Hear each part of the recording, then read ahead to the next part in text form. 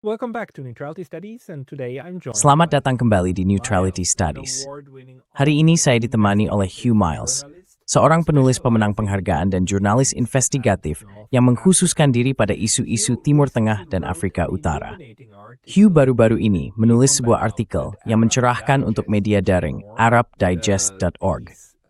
Artikel tersebut berjudul Bertahan dari Perang Hibrida, Bagaimana Iran Menggagalkan Serangan Pergantian Rezim Barat Israel. Tense, it's spelled with West Hani. Juni come with Hugh. What we want to discuss today. So, Hugh, welcome. Terima kasih Tuhan terbidak terjuni. Hugh, this was a very interesting article. Hugh, ini adalah artikel yang sangat menarik, di mana Anda menunjukkan bagaimana, dalam banyak hal, ini merupakan serangan yang sangat terkoordinasi terhadap Iran. Bisakah Anda menjelaskan interpretasi Anda tentang bagaimana serangan ini terjadi, dan apa saja tahap-tahapnya? And what the different stages were. Okay, sure. Say, what's happened in Iran in the last Baik, few weeks, tentu. to understand it, is Jadi, to really look untuk back memahami at apa yang terjadi di Iran selama beberapa minggu terakhir, kita benar-benar harus melihat kembali apa yang terjadi tahun lalu, pada 2025, ketika Donald Trump mengatakan bahwa ia akan meningkatkan kampanye tekanan maksimum terhadap Iran. Pada bulan Juli, terjadi perang 2 minggu dengan Israel. Jadi situasinya sudah sangat tegang. Setelah itu, tekanan ekonomi terhadap Iran semakin meningkat. Trump memberlakukan lebih banyak sanksi terhadap kilang minyak Tiongkok yang membeli minyak Iran. Dan hal ini menambah beban ekonomi besar yang telah menumpuk selama bertahun-tahun, sejak berakhirnya JCPOA, sebenarnya bahkan sebelum itu. Jadi tekanannya terus meningkat, dan akhirnya semuanya memuncak sekitar tahun baru. Finally, this all came to a head in around New Year when if you remember at New Year, Donald Trump and Benjamin Netanyahu. Kalau kamu ingat, saat tahun baru, Donald Trump dan Benjamin Netanyahu bertemu dan menghabiskan liburan bersama. Tak lama setelah itu, terjadi kejatuhan total pada rial Iran. Nilainya turun sekitar 30 atau 40%. Pejabat Amerika merayakan hal ini sebagai keberhasilan dari kampanye tekanan maksimum, dan hal itu memicu protes di Iran, seperti yang bisa diduga. Pada awal Januari, protes tersebut awalnya berlangsung damai. Namun, setelah sekitar 3 hari, tiba-tiba meledak menjadi gelombang kekerasan. Kita melihat banjir video dari Iran, yang menunjukkan orang-orang bertarung, banyak yang terbunuh, orang menembakkan senapan mesin, bertarung dengan parang, membakar masjid, kekacauan total di seluruh negeri. And complete chaos across the country. And at the same time, Dan pada saat yang sama, media barat memulai tsunami propaganda, jika boleh dikatakan begitu, dengan menyatakan bahwa para demonstran pro-demokrasi Iran yang berani sedang disiksa oleh rezim, dan bahwa barat harus melakukan sesuatu. Jadi alasan untuk berperang sedang dibangun dengan sangat cepat, dengan cara yang benar-benar mengingatkan pada apa yang terjadi di Jerman. Jika kamu ingat, sebelum invasi ke Irak, ketika mereka berbicara tentang bayi-bayi Kuwait yang ditarik keluar dari inkubator, dan sebagainya. Ada banyak pembicaraan tentang kekejaman dan pelanggaran hak asasi manusia. Pada saat yang sama, media barat juga melaporkan bahwa ada ribuan dan ribuan terminal Starlink ini. The New York Times mengatakan ada 50.000 terminal Starlink di Iran, dan bahwa kelompok pro-demokrasi yang tidak teratur ini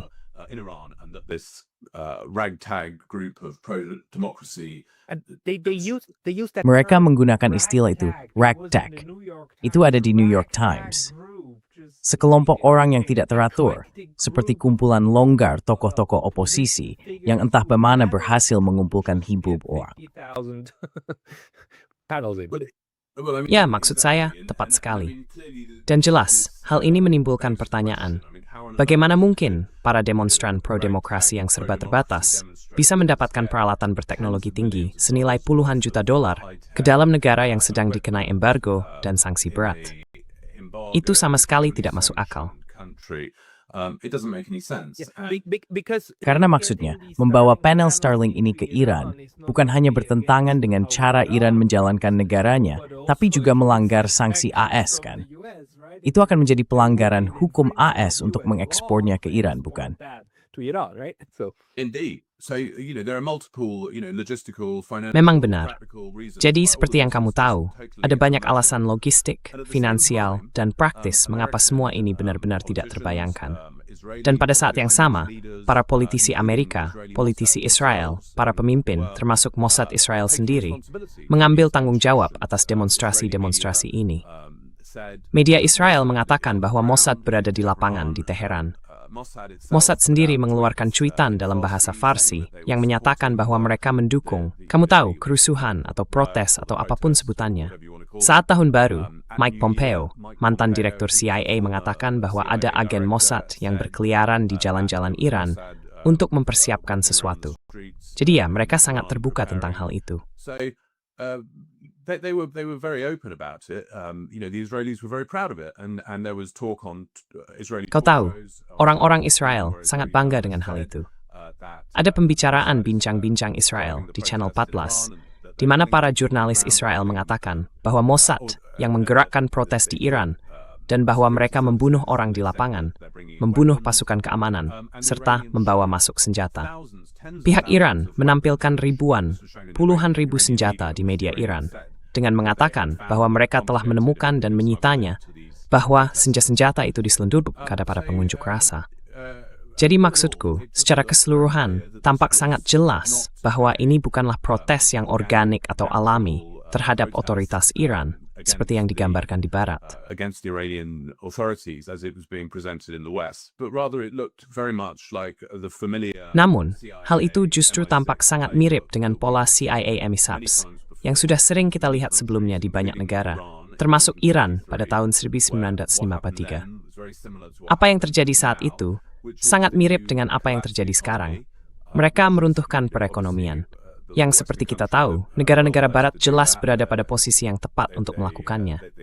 Mereka melakukannya pada tahun 1993 dengan menghentikan ekspor minyak Iran. Mutual protests. Lama telah profitable bright, var, en for kata, and akaf small, domically export for spewing his. Encourage them to create chaos, and then the regime cracks down, and there's blood in the street. Lalu rezim menindak keras, dan darah pun tumpah di jalanan. Situasi ini digunakan untuk menekan rezim agar mundur, seperti yang terjadi pada tahun 1953, atau seperti yang tampaknya menjadi rencana dalam kasus ini, untuk melakukan intervensi militer dan mengambil tindakan tertentu guna menuntaskan pekerjaan serta menyingkirkan rezim tersebut. Itu tampaknya memang rencananya. Namun, pihak Iran berhasil menggagalkannya, karena setelah beberapa hari kekacauan total di Iran, ketika kita melihat begitu banyak video kekerasan dan kehancuran, mereka mematikan internet. Dengan bantuan dari Rusia, yang sangat berpengalaman dalam menangani teknologi Starlink, karena mereka mengenalnya dari Ukraina, tempat Starlink digunakan untuk mengendalikan drone. Rusia tahu persis bagaimana cara mematikannya dan melacak terminal-terminalnya. Dan tampaknya, itulah yang dilakukan oleh aparat keamanan Iran.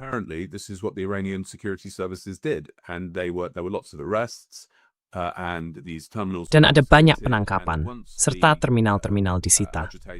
Begitu para penghasut tidak lagi bisa berkoordinasi, protes pun langsung berhenti. Lalu yang terjadi adalah munculnya demonstrasi besar-besaran yang mendukung pemerintah di Iran. Tentu saja puluhan ribu orang. Maksud saya, jelas sulit untuk mengetahui jumlah pastinya. Rezim Iran mengklaim ada jutaan orang. Saya rasa itu tidak terlalu mungkin. Tetapi video-video menunjukkan pemandangan puluhan ribu warga Iran turun ke jalan mendukung pemerintah.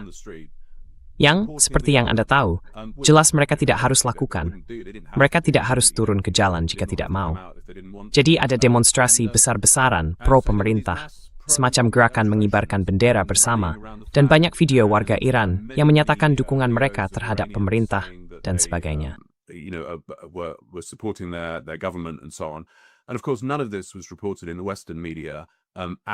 Dan tentu saja, tidak ada satupun dari hal ini yang dilaporkan di media Barat. Maksud saya, media Barat seperti biasa benar-benar menyesatkan dalam peliputannya. Mereka menyebarkan narasi yang tampaknya ditujukan untuk membuka jalan bagi intervensi asing. Dan tentu saja, itu hal yang sudah kita harapkan dari media Barat. Kita tahu bahwa media Barat secara patologis bersikap anti-Iran dan tidak mewakili konflik Israel-Iran secara adil. Jadi itulah yang kita lihat. So that's what we saw. So Hey, very brief intermission because I was recently banned Hey, from jeda YouTube. singkat dulu karena saya baru saja diblokir dari YouTube. Dan meskipun saya sudah kembali, hal ini bisa terjadi lagi kapan saja. Jadi mohon pertimbangkan untuk berlangganan tidak hanya di sini, tetapi juga di daftar surel saya di Substack, yaitu pascalotas.substack.com. Tautannya ada di deskripsi di bawah. Dan sekarang kembali ke video. Jadi, bahkan media sosial pun dibanjiri kan? Terutama Twitter atau X. Saya rasa saya belum pernah melihat sebanyak itu. Ya, saya Stim Heistbook is rare dalam konteks Genosta. Nematerang, Nemamar Luwerzisa. With Iran, it's just amazing like how many accounts started posting Seperti videos. berapa banyak akun yang mulai memposting video yang mereka klaim sebagai protes anti pemerintah, yang kemudian ternyata jelas diberi label sebagai pro pemerintah Iran atau sama sekali tidak ada hubungannya dengan Iran. Ada begitu banyak foto yang sebenarnya menunjukkan protes di AS. Kamu tahu di jalan-jalan AS dengan rambu berhenti, namun beberapa akun dengan serius mengklaim, lihat mereka menyerang dengan gas. Padahal yang digunakan semacam semprotan mereka atau apapun itu, dan jelas berasal dari Amerika Serikat. Maksud saya, ada serangan besar-besaran di media sosial daring. Atau kamu tahu, upaya membentuk narasi. Benar-benar besar. Narrative shaping, right? Just massive. it was phenomenal. I mean, The Guardian, for example. Itu luar biasa. in 1 week, I Maksud counted saya, The Guardian 74 misalnya. articles. Dalam 1 minggu, saya menghitung ada 74 artikel. 74. 74 artikel yang diterbitkan tentang Iran hanya dalam 1 minggu. Maksud saya, itu benar-benar luar biasa. Kamu tahu, tsunami ini, semuanya tentu saja pada dasarnya mengatakan hal yang sama. Seperti yang kamu katakan, ada banyak kesalahpahaman terhadap video-video itu. BBC Newsnight salah menggambarkan demonstrasi pro-pemerintah sebagai demonstrasi anti-rezim. BBC juga salah mengutip pemimpin tertinggi ketika ia mengatakan bahwa ribuan orang telah dibunuh oleh penghasut yang didukung Mossad, dan mereka tidak melaporkan pernyataannya secara lengkap. Mereka hanya mengatakan ribuan orang telah tewas, tanpa memberikan konteks yang diperlukan. Bahwa ia mengatakan hal itu dilakukan oleh penghasut yang dipersenjai oleh Mossad dan CIA. Setelah mengungkap TV is Amethyne Hindage. Which was his full statement, but they omitted that. And of course, there was also this very famous performance. Dan, tentu saja, Anda tahu, ada juga penampilan yang sangat terkenal oleh seorang pembangkang Iran, seorang wanita emigran bernama Masih Alinejad, yang tampil di Perserikatan Bangsa-Bangsa. Ia menangis dan berbicara tentang jutaan orang Iran yang terbunuh. Hal ini dilaporkan oleh Reuters dan disiarkan ke seluruh dunia. Mereka tidak menyebutkan fakta bahwa wanita ini, menurut WikiLeaks pada tahun 2009, adalah aset intelijen AS. Benar kan? Namanya ada di WikiLeaks dan disebutkan bahwa identitasnya harus dilindungi. Mereka juga tidak menyebutkan bahwa, menurut informasi publik dari pemerintah AS, ia telah dibayar lebih dari $800.000 AS untuk membuat propaganda melawan Iran selama ia hidup dalam pengasingan di Barat. Dan, tentu saja, Reza Pahlavi, putra Shah, tinggal di Maryland dan jelas tidak bisa pergi ke Iran. In Maryland and can't go to Iran. He was front and center. So all the opposition. Dia berada di garis depan di sana. Jadi kamu tahu, semua kelompok oposisi, kita bicara tentang kaum monarkis, Kurdi, MEK, yang merupakan sekte aneh yang berperang bersama Saddam Hussein melawan Iran dalam perang Iran-Irak. Mereka semua diberi waktu siar. Jadi benar-benar semua upaya dikerahkan oleh Barat untuk mencoba menjatuhkan rezim tersebut. Dan tentu saja perlu dicatat bahwa pemerintah Iran bukanlah ancaman bagi Amerika, bukan? Tidak Props memiliki konsekuensi strategis apapun. Semua ini tentang Israel. Dan pada akhirnya, semua ini tentang kemerdekaan Iran dan dukungan Iran terhadap Palestina. Itulah yang mendorong seluruh proyek luar biasa ini untuk menggulingkan tersebut. This project to try and overthrow the regime. Yeah, and there's nothing surprising at the. Dan kamu tahu, tidak ada yang mengejutkan dari upaya Israel dan Amerika untuk melakukan hal itu. Banyak dari kita di ruang media sosial alternatif ini sudah memperkirakan bahwa sesuatu akan terjadi sekitar November atau Desember 2025. Karena sudah sangat jelas bahwa setelah perang 12 hari, akhir dari perang itu hanyalah gencatan senjata. bukan benar-benar berakhir.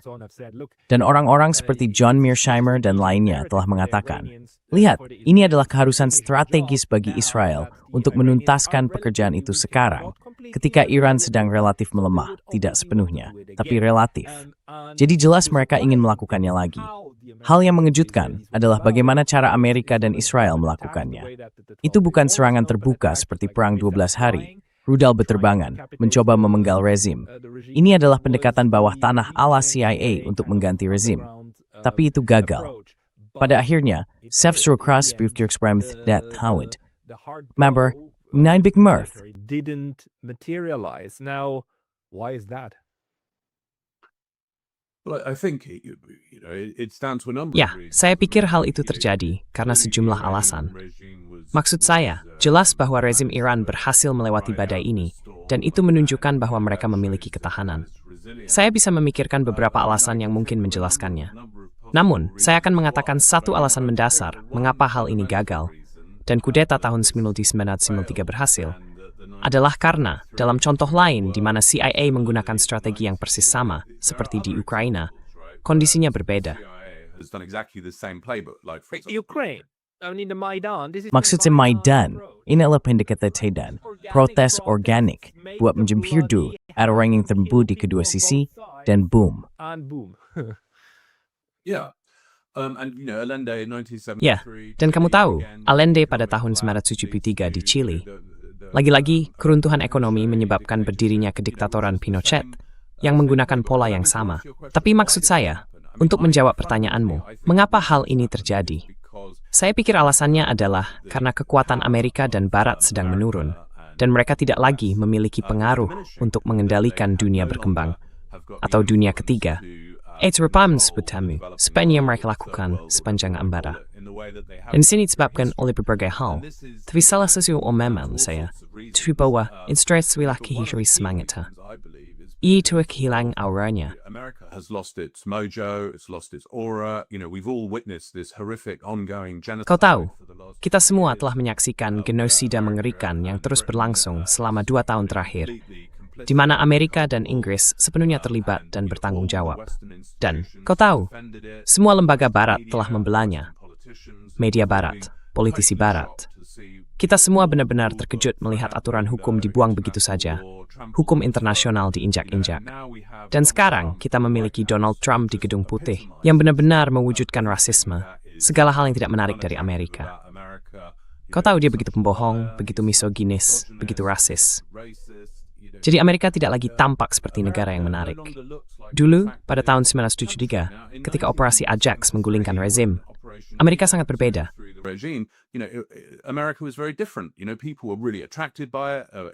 Kau tahu, orang-orang benar-benar tertarik olehnya.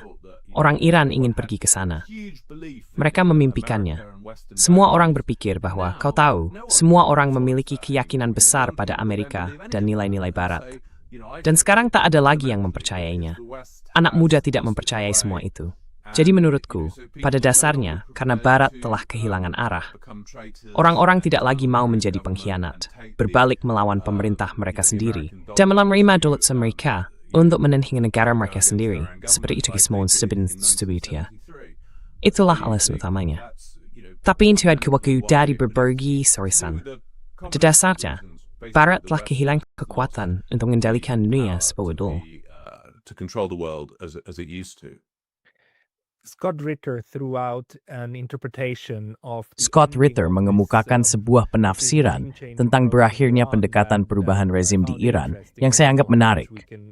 Saya tidak tahu sejauh mana kita bisa mengikutinya, tetapi menurut penalarannya, hal itu mungkin sebenarnya merupakan langkah yang disengaja oleh Donald Trump untuk memaksa tangan kelompok neokonservatif pro-perubahan rezim di Iran, untuk mengatakan kepada mereka, baiklah, ayo kita lakukan.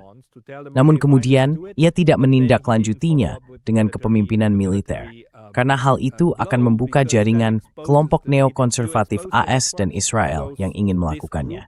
Dan sekarang akan sangat-sangat sulit untuk menyatukannya kembali.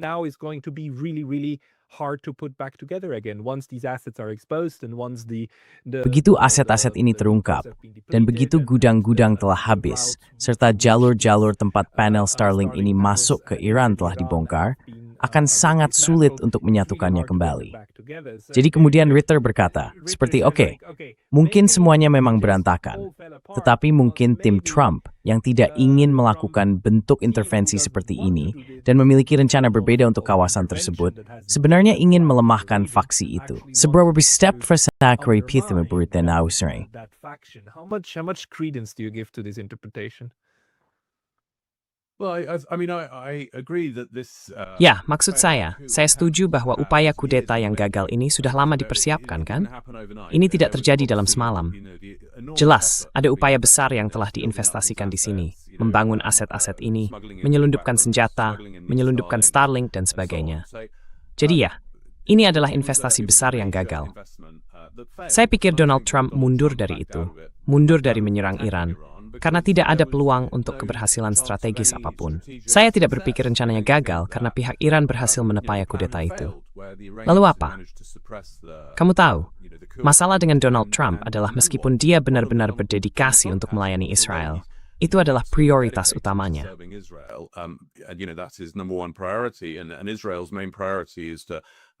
Prioritas utama Israel adalah menggulingkan rezim di Iran. Masalah yang dihadapi Donald Trump adalah bahwa tangannya terikat. Ia tidak bisa menurunkan pasukan karena rakyat Amerika sepenuhnya menentang invasi asing. Jadi, apa yang bisa ia lakukan? Yang bisa ia lakukan hanyalah melakukan pengeboman dan mencoba serangan pemenggalan kepemimpinan. Dan jelas ia sudah mencoba itu, tetapi tidak berhasil. Jadi tidak ada prospek realistis untuk keberhasilan strategis. Pada dasarnya, upaya imperial untuk menggulingkan rezim Iran through Kruwars Masal. Lalu, sabik sedikit saranghistik set the val, lalu berhasil. Mereka kami sebaliknya ke lagas. Tidak bisa. Isebagis. If they can, but they failed. And it's important to note that this is Dan penting untuk dicatat bahwa kegagalan mereka adalah sesuatu yang benar-benar bersejarah. Karena jika mereka berhasil, Iran akan terjerumus ke dalam kekacauan total, bukan? Mungkin itu akan berlangsung selama beberapa dekade, atau bahkan 1 abad, penuh kekacauan dan perang saudara di antara berbagai kelompok ini. Karena Iran akan, kamu tahu, berjuang keras. Dan jelas, poros perlawanan di seluruh Timur Tengah akan kehilangan sponsor utamanya. Jadi proyek Israel bisa saja meluas, dan Palestina akan terhapus. Israel akan mampu, kamu tahu, mewujudkan ambisinya, mengamankan dominasinya di seluruh kawasan, dan memperluas pengaruhnya ke negara-negara Arab lain yang ingin dikuasainya. Karena sebenarnya hanya Iran yang menahan laju proyek Israel. Jadi fakta bahwa upaya kudeta ini gagal telah membawa perbedaan yang sangat besar dalam konteks sejarah.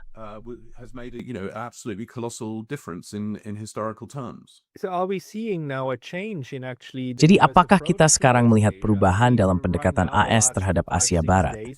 Maksud saya, saat ini, selama 5 atau 6 hari terakhir, AS tampaknya sedang menarik diri dari Suriah, dari wilayah yang mereka kuasai di daerah Kurdi di timur laut. Dan tentu saja, seperti yang dikatakan banyak orang, mereka seolah menjual habis sekutu-sekutu mereka. Bukan, seperti silakan. Dan sekarang mereka diserang oleh para pejuang ISIS yang berada di pihak pemerintah. Karena pemerintah Suriah dikendalikan oleh mantan pemimpin Al-Qaeda, Al-Nusra, bukan. Dan hal-hal yang sangat buruk akan segera terjadi di sana. Tapi mengapa mereka sekarang menarik diri dari posisi yang telah mereka pegang selama 10 atau 12 tahun?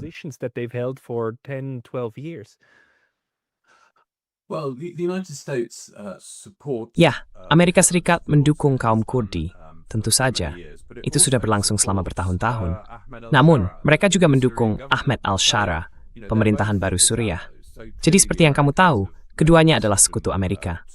Jelas, pihak Amerika telah memutuskan untuk membiarkan al-Shara mengonsolidasikan kekuasaannya dan memperluas pengaruhnya. Dan kita hanya bisa menebak-nebak alasan di balik keputusan itu. Tapi, pada dasarnya, Suriah saat ini melakukan apa yang diinginkan Amerika. Al-Shara mengikuti pemimpin yang sangat pragmatis.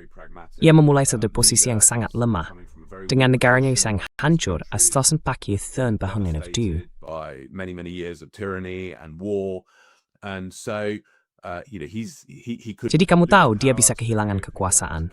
Suriah bisa jatuh ke dalam kekacauan.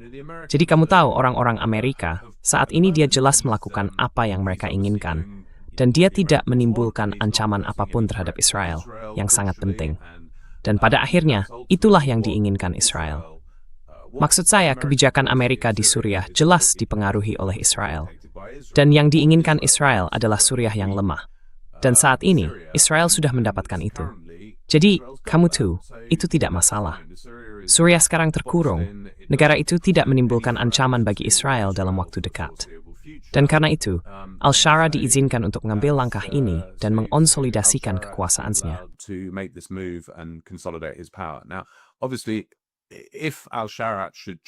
Sekarang, jelas sekali, jika Al-Shara sewaktu-waktu mengubah sikapnya dan mulai menunjukkan permusuhan terhadap Israel atau Amerika, maka tentu saja orang akan mengharapkan Amerika segera kembali mendukung Kurdi. Namun saat ini, Al-Shara tampaknya telah berhasil mendapatkan dukungan Amerika, yang merupakan langkah cerdas darinya, mengingat posisinya yang lemah dan banyaknya masalah internal serta eksternal yang harus ia tangani. Dari sudut pandangnya, ia telah berhasil mengamankan kekuasaannya di seluruh Suriah. Dan hal ini memang sangat diperlukan. Jika seseorang menggulingkan rezim sebelumnya, maka ia harus mengonsolidasikan kekuasaannya agar bisa bertahan. Ia harus bergerak cepat dan, seperti yang bisa diduga, menyingkirkan kekuatan bersenjata lainnya.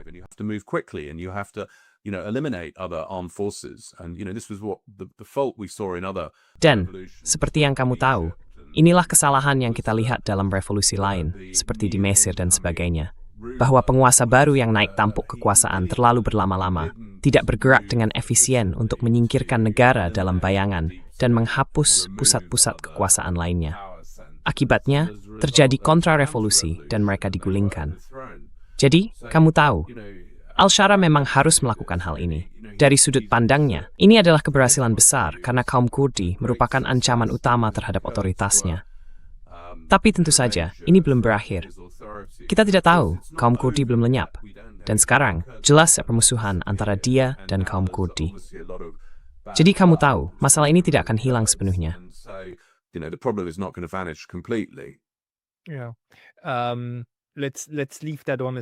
Ya, mari kita kesampingkan dulu hal itu. Tapi bagaimana menurutmu? Apakah Amerika Serikat sekarang sudah selesai dengan Iran? Karena aku rasa tidak. Kita masih mendengar laporan tentang satu gugus tempur kapal induk yang sedang menuju Teluk. Apa yang kamu perkirakan akan terjadi saat ini? Karena maksudku, Israel jelas ingin Iran hancur lebur. Menurutmu, apa yang akan terjadi dalam beberapa minggu dan bulan ke depan?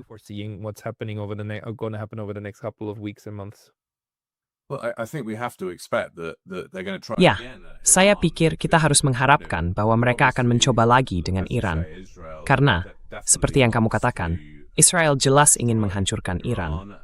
Dan, tentu saja, Netanyahu secara pribadi memiliki kepentingan dalam perang yang terus-menerus. Karena hal itu membuatnya tetap berkuasa dan menjauhkannya dari penjara atas tuduhan korupsi.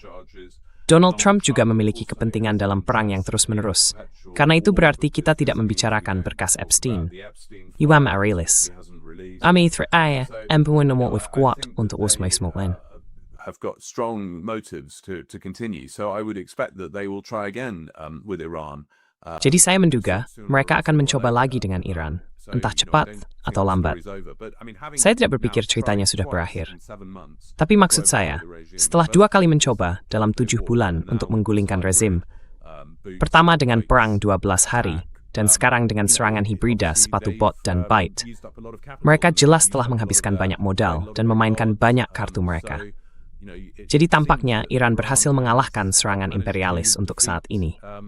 Tapi ya, very strenuous the Wapaji.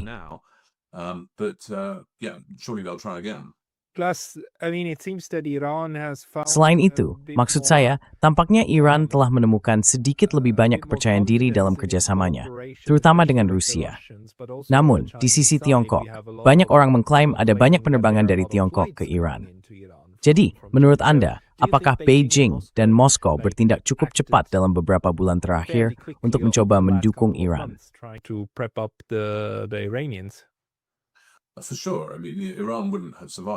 Tentu saja. Maksud saya, Iran tidak akan bisa bertahan tanpa dukungan ekonomi dan militer dari Rusia dan Tiongkok. Jadi sudah jelas, mereka membantu rezim Iran tetap berkuasa. Dan tanpa mereka, rezim itu pasti sudah tumbang, menurut saya. Saya tidak berpikir hal itu akan berubah. Saya juga tidak melihat ada kemungkinan Rusia dan Tiongkok akan menarik dukungan mereka dalam waktu dekat. Mereka tidak ingin Iran jatuh ke dalam kekacauan. Maksud saya, tidak ada yang ingin Iran terjerumus ke dalam kekacauan selain Israel, yang akan senang melihat Iran terpecah menjadi perang saudara dan faksi-faksi yang saling bertarung. Namun, hal itu tidak menguntungkan siapapun selain mereka. Tentu saja, Israel memengaruhi kebijakan AS. Jadi ada banyak alasan untuk percaya bahwa mereka akan mencoba lagi. There's every reason to think that they will try again. What do you think though Menurutmu bagaimana? Kamu tahu, pendekatan Amerika sekarang terhadap Gaza dan Palestina sebenarnya menghadapi penentangan di Israel. Dan apapun pendapat kita tentang pengaturan yang dibuat Donald Trump dengan resolusi Dewan Keamanan PBB 2803, yang pada dasarnya menjadikan Gaza semacam protektorat PBB modern yang mengerikan dengan caranya sendiri. Rancangannya adalah agar Dewan Perdamaian bersama pasukan stabilisasi internasional masuk dan menggantikan IDF. Dan dampaknya Israel membencinya. And the Israelis seem to hate it. They don't want to give up. Mereka tidak mau menyerah. Kamu tahu, mereka masih menduduki setengah wilayah Gaza, dan mereka masih membunuh orang setiap hari, bukan? Sejak gencatan senjata diberlakukan, mereka telah membunuh lebih dari 450 warga Palestina di sana. Maksud saya, lagi-lagi, bagi Israel, gencatan senjata berarti pihak lain berhenti menembak sementara mereka membunuh tanpa konsekuensi. Dan jika rencana Dewan Perdamaian yang sebenarnya serta gagasan pasukan stabilisasi internasional dijalankan, itu akan sangat menghambat strategi Israel. Menurutmu, apakah ini akan mengubah sesuatu di kawasan tersebut? Is going to change something in the region. Well, in my opinion, this strategy. Menurut saya, strategi ini telah gagal dan akan terus gagal. Saya tidak berpikir Israel akan bertahan lama lagi, sejujurnya. Saya rasa perang ini atau genosida ini telah memberikan pukulan besar bagi Israel. Perlu diingat bahwa sebelum perang dimulai pada tahun 2023, orang-orang Israel sudah saling bertikai di antara mereka sendiri. Tokoh-tokoh senior Israel, termasuk mantan Perdana Menteri, sudah mengatakan bahwa ini adalah akhir dari Zionisme, akhir dari Israel. Memahak alba pemberingatran mensinosmelan Sudari, semitari through the pada tahun 2020, dan skamba 2 tahun genosida, popularitas Israel lebih bermerosot di seluruh image. Popularity has totally plummeted around the world, and particularly, Dan kamu tahu, khususnya di dunia Arab, kita harus ingat bahwa Israel bergantung pada negara-negara Arab untuk keamanannya. Maksud saya, salah satu hal yang ditunjukkan oleh genosida ini adalah bahwa Israel bergantung pada 2 faktor di luar kendalinya untuk terus ada, yaitu dukungan Barat dan pengkhianatan Arab. Dan kedua faktor ini tidak bisa terus berlangsung tanpa batas. Jika salah satunya berubah, maka ini menjadi masalah eksistensial bagi Israel. Jadi, seselengku kumpulan dextilnari dan ekstep imolis, situasi demas tewas setini wedding, itu alang tiumnya.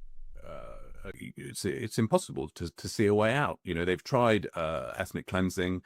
Kau tahu, mereka sudah mencoba pembersihan etnis, mereka sudah mencoba genosida, dan semuanya gagal. Pada akhirnya, Hamas masih ada, rakyat Palestina masih di sana, dan menurutku orang-orang Israel mulai kehilangan kepercayaan terhadap seluruh proyek itu. Mereka memindahkan uang mereka ke luar negeri. Maksudku, siapa yang mau membangun bisnis atau masa depan di Israel sekarang? Orang-orang Israel yang aku kenal berencana untuk pindah. Jadi, kupikir, berapa banyak orang Baitalnim untuk Uni Soviet, Yana Sofia may sign North. Benar kan? True. Kau tahu, benar-benar. Tapi lagi-lagi, struktur itu sudah ada selama 80 tahun sekarang. Dan apakah kamu benar-benar punya data? Apakah kita tahu tentang hal-hal seperti pelarian modal atau orang-orang yang pergi? Maksudku, kita tahu bahwa selama Perang 12 hari, Israel harus melarang rakyatnya untuk pergi. Mereka seperti, baiklah, kalian tidak boleh melarikan diri, tidak ada yang boleh terbang keluar dari negara. Karena itu bisa saja menjadi eksodus massal, bukan? Jadi ada kelemahan-kelemahan seperti itu. Dan tentu saja, kita sebenarnya tidak tahu breakingnya orang di Israel yang memiliki kewarganegaraan ganda, yang bisa, kamu kembali, sewaktu ke Amerika Serikat atau Eropa, tempat asal mereka, bukan? Itu cukup menjadi trial. That's quite a problem to Israel. So this is Israel's 77th year, right? Jadi ini adalah tahun ke-77 Israel, bukan? Kerajaan salib di Yerusalem bertahan selama 88 tahun. Pendudukan Prancis di Aljazair berlangsung selama 172 tahun. Pendudukan Inggris di Irlandia berlangsung sekitar 800 tahun. Baiklah, cepat atau lambat, koloni pemukim seperti ini akan berakhir, bukan? Mereka kalah, mereka runtuh, dan kita telah melihat hal ini berulang kali sepanjang sejarah. Jadi tampaknya sangat tidak mungkin Israel akan bertahan hingga 88 tahun seperti kerajaan salib. Lalu secara alami akan terurai seperti Afrika Selatan pada masa apartheid. Ketika orang-orang Israel menyadari bahwa tidak ada masa depan, bahwa tidak ada yang ingin pergi ke sana atau berinvestasi di sana, mereka akan memilih untuk pergi. Dan negara itu akan cepat runtuh, seperti yang terjadi pada Aljazair, yang dulu dianggap akan abadi. Namalam tinongan beberapa minggu terbun saja, mencapai sedikit waktu. And then in a matter of a few weeks or a few months, it just has to reach a tipping point. Ultimately, it's about confidence, and this can happen. Pada akhirnya, ini tentang kepercayaan diri. Dan kamu tahu, hal seperti ini bisa terjadi. Semuanya bisa runtuh dalam waktu yang sangat singkat, di mana dalam hitungan beberapa minggu atau bulan, 1 juta orang bisa pergi, seperti yang terjadi di Aljazair, Prancis. Jadi kamu tahu, menurutku kita belum sampai di titik itu. Tapi terus terang, aku pikir hal ini tak terelakkan, dan akan datang karena penumpukan berbagai masalah ini. Maksudku, aku tahu ini terdengar tak terpikirkan. Tapi dulu, runtuhnya Kekaisaran Britania juga terasa mustahil. Kejatuhan Roma pun terasa mustahil. Namun kemudian, setelah itu terjadi, semuanya tampak benar-benar tak terelakkan, dan semua orang berkata, "Oh, aku selalu tahu itu akan terjadi." Jadi aku tidak berpikir Israel pada dasarnya berbeda dari proyek kolonial pemukim lainnya di masa lalu. Isbin ni Grover Tamagantila dan Naming. Menurutmu, dalam pikiran mereka, apakah kejatuhan Iran bisa menjadi sesuatu yang dapat Poland? For sure, yeah. I mean, absolutely. I mean, they are. Tentu saja. Ya, maksud saya, tentu saja. Israel ingin memecah Iran. Mereka jelas ingin memecah semua negara Arab dan Muslim. Itulah tujuan mereka. Mereka ingin mengendalikan atau memecah belah negara-negara itu. Dan kita sudah melihat mereka melakukannya. Mereka membantu memecah Sudan. Mereka telah mencoba memecah Somalia dengan Somaliland. Mereka berusaha memecah Yaman menjadi beberapa bagian. Jadi tentu saja, ini adalah strategi pecah belah dan kuasai, karena jika mereka bisa memakai step forward surafnya, kasih memberi harapan. Tapi dan lain si pecah seperti Mesir. Other countries can't be broken up like Egypt, but instead what you can do is you can maintain a. Namun, sebagai gantinya, yang bisa dilakukan adalah mempertahankan kediktatoran yang patuh dan pada akhirnya melayani kepentingan Israel. Dan seperti yang kamu tahu, itulah yang terjadi di Arab Saudi dan Mesir. Ini adalah 2 negara Arab yang paling penting. Dan sangat penting bagi Israel agar Mesir dan Arab Saudi tetap dalam kondisi mereka saat ini. Dengan kata lain, tidak diizinkan memilih pemimpin mereka sendiri dan dijalankan oleh kediktatoran absolut yang tertutup dan korup, di mana mereka pada akhirnya siap bertindak demi kepentingan Israel daripada kepentingan nasional mereka sendiri. Dan keadaan itu harus tetap seperti itu.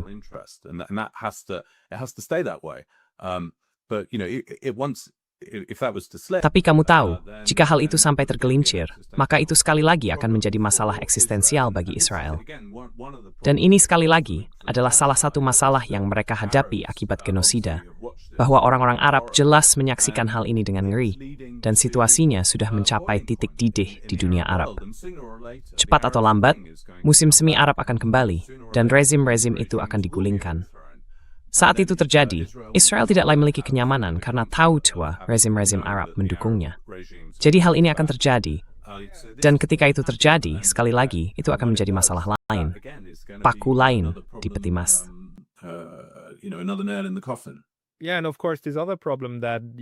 Ya, dan tentu saja ada masalah lain bahwa seperti yang kamu tahu, agar Israel bisa berhasil, mereka membutuhkan Mesir untuk bekerja sama. Tapi pada titik tertentu, Israel akan perlu mengusir sekitar 1,5 juta warga Gaza yang tersisa ke Sinai, yang akan menjadi hukuman mati bagi pemerintahan Al-Sisi jika itu terjadi. Karena tidak, Orang Mesir tidak akan menerima itu. Mereka tidak bisa. Bahkan jika mereka melakukannya, itu hanya akan berarti perang akan datang ke wilayah mereka. Karena kemudian pengeboman akan dimulai di sana, bukan? Jadi maksudku, dalam arti tertentu, seluruh proyek ini benar-benar telah menjerumuskan dirinya ke sudut yang sangat buruk. Bukan begitu? That's exactly right. They have boxed themselves in. Itu benar sekali. Mereka telah memojokkan diri sendiri. Maksud saya, satu-satunya jalan keluar adalah melalui, kamu tahu, pembersihan etnis massal dan genosida, yang pada dasarnya sudah dicoba dan gagal. Jadi tidak ada jalan keluar lain. Dan ketika dunia kehilangan kepercayaan pada Israel, maka semuanya berakhir, seperti yang terjadi di Afrika Selatan.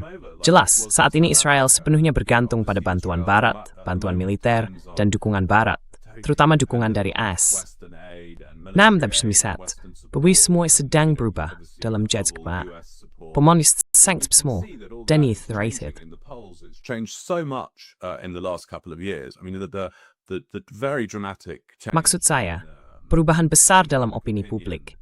Jelas terutama di kalangan Partai Demokrat, tapi juga di kalangan Partai Republik, dan sekarang di kalangan Partai Republik Muda. Maksud saya, ini adalah masalah besar bagi Israel, dan sama sekali tidak ada tanda bahwa mereka akan pulih dari hal ini. Maksud saya, kita telah melihat Mamdani terpilih di New York. Itu adalah guncangan besar lainnya. Jadi mereka benar-benar telah memojokkan diri sendiri. Dan kamu tahu ya, mereka ingin mendorong 1 juta warga Palestina ke Sinai. Sisi tidak bisa itu. Dia sudah membuatnya sangat jelas. Itu akan bertentangan dengan narasinya tentang mengapa dia harus berkuasa. Maksud saya, jelas, dia hampir tidak memiliki legitimasi, atau bahkan tidak sama sekali.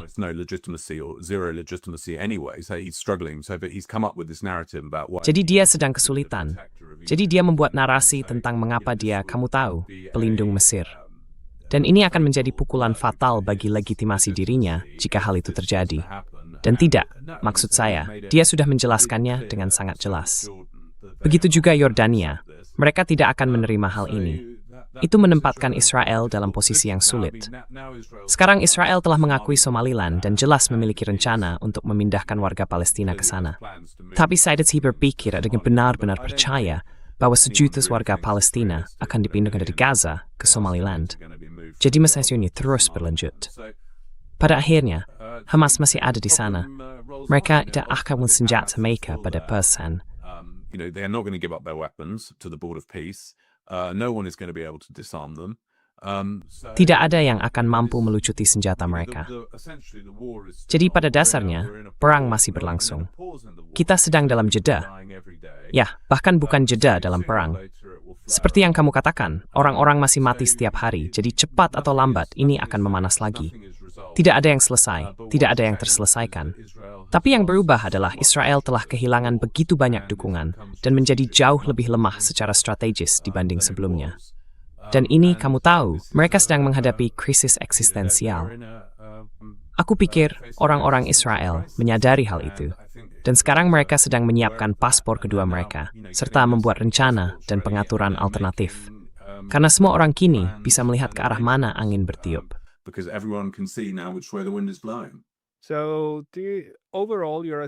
Jadi secara keseluruhan, penilaian Anda adalah bahwa waktu kini berbalik melawan Israel. Dan jika kita melihatnya dari sisi Iran, semakin lama mereka dapat bertahan dari serangan-serangan ini. Dan kita sudah melihat 2 dalam 7 bulan, semakin baik situasinya bagi mereka. Ataukah Anda melihat ada hambatan strategis yang akan membuat masa depan Iran tampak suram?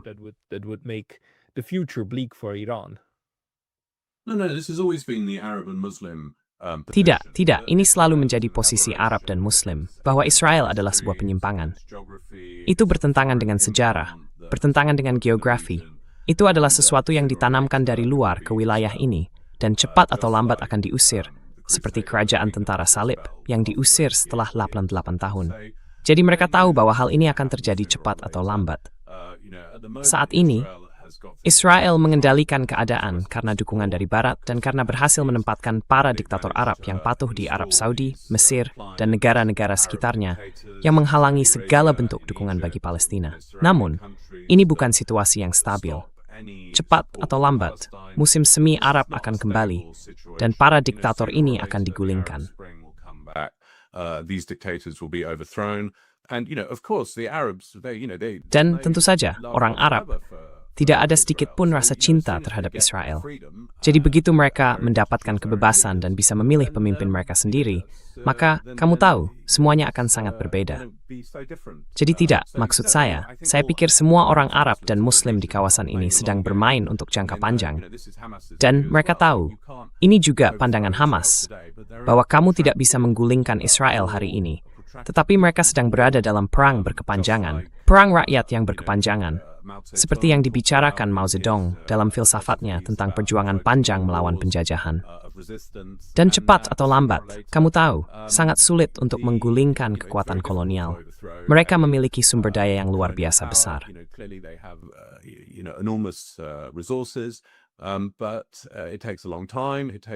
Tapi itu memakan waktu lama. Diperlukan pengorbanan yang luar biasa, baik di Vietnam maupun di Aljazair. Tentu saja, jutaan orang harus mati. Hal ini sudah dipahami. Namun pada akhirnya, rakyat akan menang karena mereka dapat membuat biaya pendudukan menjadi terlalu tinggi bagi para kolonialis. Dan pada akhirnya, para kolonialis akan menyerah karena mereka memiliki tempat lain untuk pergi. Dan mereka akan memutuskan bahwa harga yang harus dibayar tidak lagi sepadan. Tetapi orang-orang yang tinggal di sana akan selalu tinggal dia. Mereka arkiwapanasun. Pada akhirnya, orang-orang Israel akan mengemasi barang mereka dan kembali ke tempat asal mereka.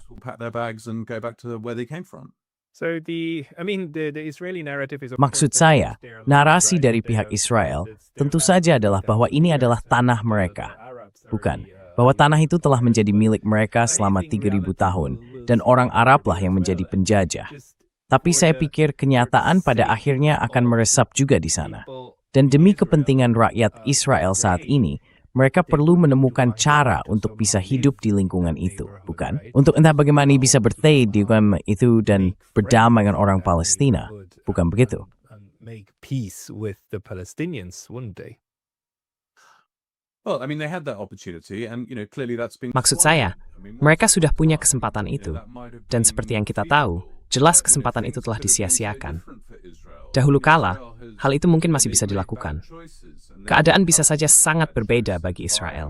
Maksud saya, Israel telah membuat pilihan-pilihan yang buruk, dan mereka dibantu oleh Amerika untuk membuat pilihan-pilihan buruk itu. Mereka telah menghancurkan diri mereka sendiri, dan sejujurnya, mereka hampir menghancurkan Yudaisme secara tragis. Yudaisme telah sangat dirusak oleh Israel. Dulunya merupakan agama yang liberal dan terbuka bagi orang Yahudi dari berbagai latar belakang. Dan sekarang, karena proyek Zionis ini, jelas bahwa orang Palestina adalah korban pertama dari Zionisme. Tetapi, banyak orang Yahudi non-Zionis juga menjadi korban Zionisme.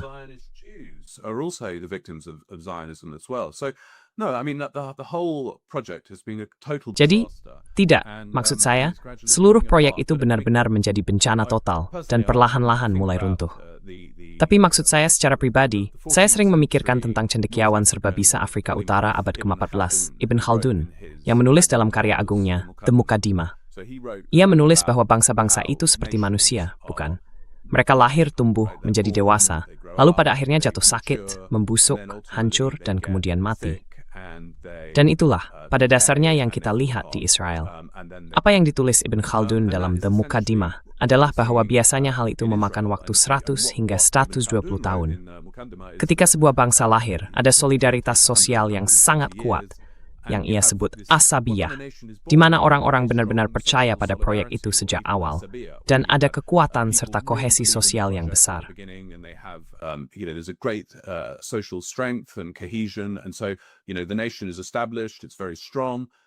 Jadi begitulah bangsa itu didirikan. Ia sangat kuat.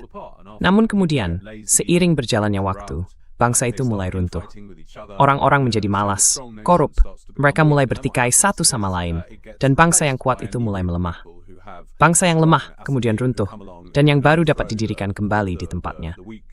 Inilah siklus bangsa-bangsa. Dan disinilah posisi kita dengan Israel. Negara itu didirikan dengan sangat kuat pada awalnya, dengan fondasi yang kokoh, Tapi kalian tubuh hilangan no. In en garant nam wat thatch. Memidit motus Amerikisse friki tempf. Todas scantingi perseid Europa. You're important com religious conservative. Backers in Europe who are not religious conservatives. So, these have all led to an Israel. Jadi kamu tahu, semua ini telah membawa Israel ke titik di mana mereka jelas menunjukkan masalah yang sama seperti yang kini dihadapi masyarakat barat lainnya, yang sebenarnya tidak mereka miliki pada awalnya, ketika negara itu baru saja didirikan sebagai negara kolonial kecil yang tangguh. Jadi, sayangnya, mereka telah membuat banyak pilihan yang buruk, dan seluruh proyek itu telah gagal, meskipun sebenarnya tidak harus berakhir seperti ini. Mereka bisa saja berdamai dengan bangsa Arab. Itu gagasan yang bagus, tapi harus diakui bahwa tidak pernah ada upaya serius untuk melakukannya. Maksud saya, seluruh proyek Israel dimulai dengan Nakba, dan semuanya didasarkan pada perampasan tanah Palestina serta kekerasan. Jadi memang tidak pernah ada upaya sungguh-sungguh untuk melakukannya. Namun, seandainya mereka mencoba, mungkin saja akan ada, kamu tahu. And we have the Oslo. Dan kita memiliki perjanjian Oslo, kita memiliki proses Oslo, kita memiliki gagasan, kita memiliki peta jalan yang kemudian secara konsisten dan sistematis diganggu dan dijadikan dalih untuk melakukan hal yang sebaliknya. Itu cukup menyedihkan. Tapi ya, ada gagasan. Ada gagasan. There were ideas. Yeah, it could have been different, but Ya, seharusnya bisa berbeda. Tapi tidak. Sayangnya mereka membuat pilihan yang buruk. Dan segera mereka akan membayar. Kamu tahu, mereka akan membayar sepenuhnya untuk itu. Tapi kita belum sampai pada tahap itu. Kita masih kamu tahu, karena mereka mendapat dukungan Amerika, dan kekuatan Amerika sedang menurun. Namun tetap saja, jelas Amerika memiliki sumber daya besar dan masih berkomitmen untuk mendukung Israel. Jadi mereka bisa terus mempertahankan keadaan ini, aslun lagi. Tapi aku rasa, tidak harus lagi mendalkan Israel dalam jangka panjang. banking on Israel in the long term anymore. Right. Baik, Hugh, terima kasih atas penilaianmu, dan terutama karena telah menjelaskan apa yang terjadi dengan Iran, serta pandanganmu tentang masa depan Palestina. Orang-orang pasti ingin membaca lebih banyak darimu. Kemana mereka harus pergi? More from you. Where should they go? They should check out Arab Digest. Mereka sebaiknya melihat Arab Digest, yaitu situs web yang didirikan sekitar 10 tahun lalu. Ini adalah perusahaan media independen, situs berlangganan, dan kami membahas semua isu ini, serta politik Timur Tengah. Everybody go. Semua orang, arabdigest.org.